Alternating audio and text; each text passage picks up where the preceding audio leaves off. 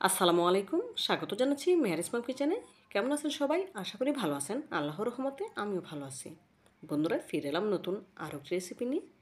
আজ আপনাদের তৈরি করে দেখাবো নরম তুলতুলে ও ফুলকো তালের বড়া পিঠা।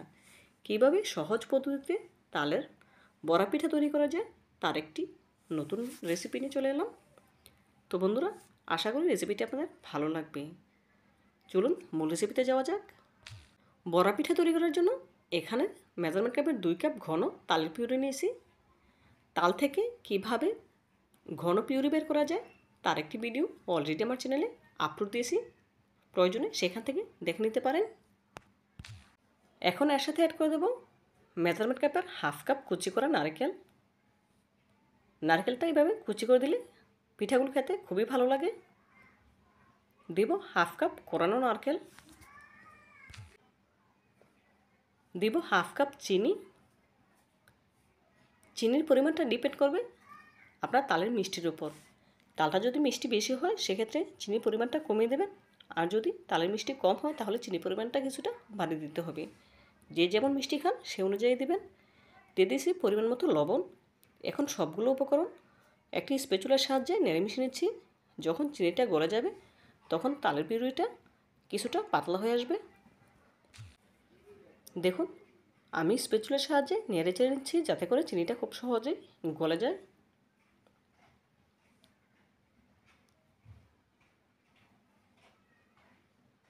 দেখুন বন্ধুরা, এই পর্যায়ে তালের পিউরিটা কিন্তু কিছুটা পাতলা হয়ে এসেছে, দেখে নিশ্চয়ই বুঝতে পারছেন। এই পর্যায়ে চিনিটা পুরোপুরি গলে গিয়েছে। এখন এর সাথে অ্যাড করে দেব মেজারমেন্ট কাপের 2 কাপ ময়দা।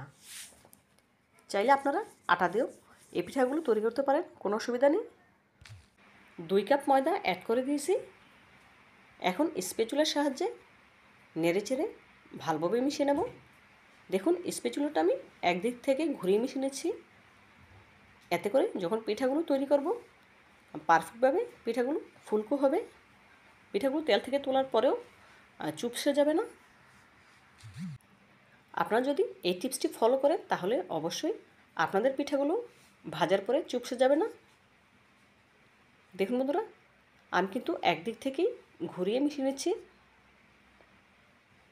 তো বন্ধুরা, আপনাদের কাছে ছোট্ট একটি রিকোয়েস্ট রইল, যারা আমার ভিডিওটি এখন পর্যন্ত দেখছেন এখনও একটি লাইক দিনই, প্লিজ একটি লাইক দিয়ে দেবেন।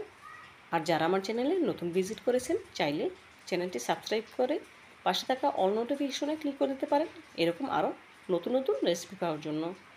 অলরেডি যারা সাবস্ক্রাইব করে নিয়েছেন আপনাদেরকে জানাই অসংখ্য ধন্যবাদ। দেখুন বন্ধুরা, এই পর্যায়ে তালের বড়া পিঠার ব্যাটারটি আমার রেডি হয়ে গেছে। এখন সরাসরি চুলায় চলে আসলাম। প্রথমে চুলায় একটি প্যানে পর্যাপ্ত পরিমাণে তেল দিয়ে দিয়েছি। এখন অপেক্ষা করব তেলটা পুরোপুরি গরম হওয়া পর্যন্ত। দেখুন বন্ধুরা, এই পর্যায়ে তেল পুরোপুরি গরম হয়ে গেছে। এখন আগে থেকে তৈরি করে রাখা পিঠার ব্যাটার অল্প অল্প করে দিয়ে দিচ্ছি পিঠা তৈরি করার জন্য। বন্ধুরা, অবশ্যই ডুবো তেলে পিঠাগুলো ভাজতে হবে, আর তেলটা কিন্তু অবশ্যই পুরোপুরি গরম হতে হবে। কম গরম তেলে পিঠাগুলো ভাজলে পিঠাগুলো ফুলকো হবে না। দেখুন, এক এক করে ব্যাটার দিয়ে দিচ্ছি।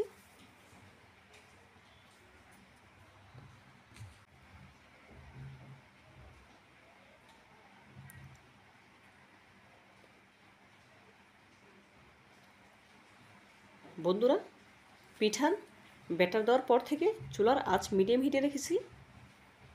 শেষ পর্যন্ত মিডিয়াম হিটে রেখে ভেজে নিতে হবে। হাই হিটে করে ভাজা যাবে না, এতে করে পিঠার ওপরটা কালার চলে আসবে কিন্তু ভেতরটা কাঁচা রয়ে যাবে। সেজন্য মিডিয়াম হিটে রেখেই পিঠাগুলো ভেজে নিতে হবে। দেখুন, এই পর্যায়ে একটি চামচের সাহায্যে পিঠাগুলো আমি উল্টে দিচ্ছি।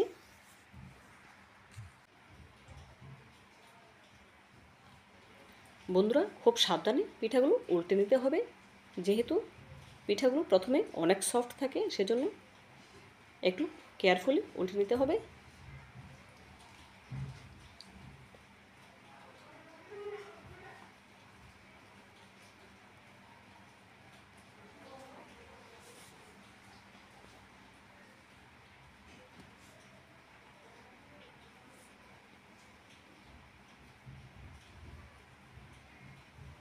দেখুন, পিঠাগুলো আমি খুব সাবধানে উল্টে নিয়েছি।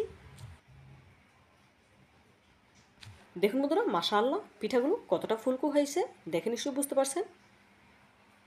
এখন অনবরত উল্টে পাল্টে পিঠাগুলো ভেজে নিতে হবে, এতে করে পিঠার সব দিকে সমান কালার আসবে। বন্ধুরা, এই পিঠাগুলো তৈরি করা একদম সহজ, একেবারে অল্প উপকরণে তৈরি করা যায়, খেতে কিন্তু অসম্ভব রকমের মজার হয়। আপনারা না খেলে বুঝতে পারবেন না।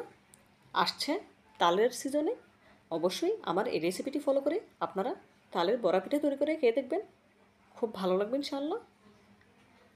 দেখুন বন্ধুরা, এই পর্যায়ে পিঠার কালার কিন্তু অনেকটাই চেঞ্জ হয়ে এসেছে, দেখে নিশ্চয়ই বুঝতে পারছেন। অনবরত নেড়ে চেড়ে পিঠাগুলো ভেজে নেব গোল্ডেন ব্রাউন কালার হওয়া পর্যন্ত।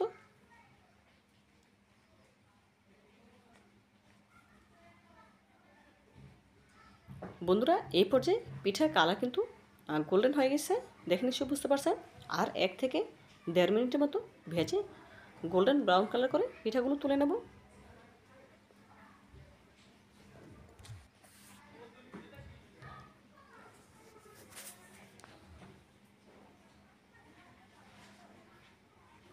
দেখুন বন্ধুরা, এই পর্যায়ে পিঠাগুলো আমার ভাজা হয়ে গেছে।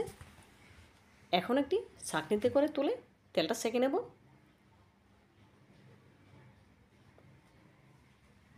দেখুন, একটি ছাঁকনিতে পিঠাগুলো তুলে নিচ্ছি। একই প্রসেসে বাকি পিঠাগুলো তৈরি করে নেব।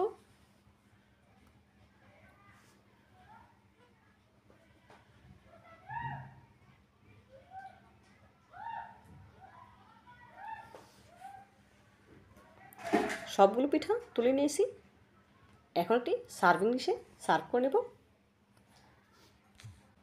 দেখুন বন্ধুরা, মাশাআল্লাহ পিঠাগুলো দেখতে কতটা সুন্দর এবং লোভনীয় লাগছে, কালারটাও কিন্তু অনেক সুন্দর এসেছে। আসছে তালের সিজনে আমার রেসিপিটি ফলো করে আপনারা একবার হলেও এভাবে তালের বড়া পিঠা তৈরি করে খেয়ে দেখবেন, খুবই ভালো লাগবে ইনশাআল্লাহ। আর খেয়ে আমাকে কমেন্ট করে জানাবেন কেমন হয়েছে পিঠাগুলো খেতে।